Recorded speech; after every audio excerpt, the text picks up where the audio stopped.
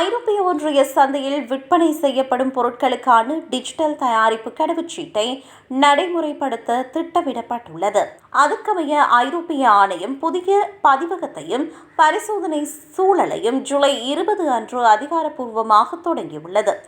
நிலையான தயாரிப்புகளுக்கான சூழலியல் வடிவமைப்பு ஒழுங்குமுறையின் கீழ் உருவான இந்த கடவுச்சீட்டு பொருட்கள் மற்றும் மூலப்பொருட்களின் விவரங்களை சேமித்து அவற்றின் வட்ட பொருளாதாரத்தை ஊக்குவிக்கும் ஒரு டிஜிட்டல் அடையாள அட்டையாக செயல்படும்.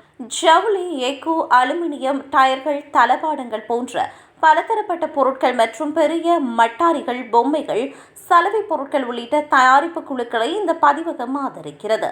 ஐரோப்பிய ஒன்றிய சந்தைக்கு இறக்குமதி செய்யப்படும் பொருட்கள் குறிப்பிட்ட விதிகளின் கீழ் இந்த டிஜிட்டல் கடவுச்சீட்டை கொண்டிருப்பது கட்டாயமாக்கப்பட்டுள்ளதோடு வணிக நிறுவனங்கள் இதனை பின்பற்றுவது அவசியமாகும். இணையவழி சந்தைகள் இந்த கடவுச்சீட்டுகளுக்கான அணுகலை வழங்குவதுடன் சந்தை கண்காணிப்பு அதிகாரிகளும் விதிகளுக்கு உட்படாத தயாரிப்புகளை கண்காணிக்கவும் நடவடிக்கை எடுக்கப்பட்டுள்ளது. பெரிய பேட்டரிகளுக்கான முதல் நடைமுறை கெடுவான 2027 ஆண்டு பிப்ரவரி மாதம் 18ஆம் தேதிக்குள் மென்மையான முறையில் இதனை செயற்படுத்த தற்போதைய பரிசோதனை காலம் பெரிதும் உதவும் என எதிர்பார்க்கப்படுகிறது. வணிகர்கள் இந்த சோதனை காலத்தை பயன்படுத்தி புதிய டிஜிட்டல் தயாரிப்பு கடவுச்சீட்டு இணையதளம் மூலம் தொழில்நுட்ப ஆவணங்கள், வழிகாட்டுதல்கள் மற்றும் சிறப்பு உதவி மையத்தின் ஆதரவை பெற்று தங்களை முன்கூட்டியே தயார்படுத்திக் கொள்ளலாம்.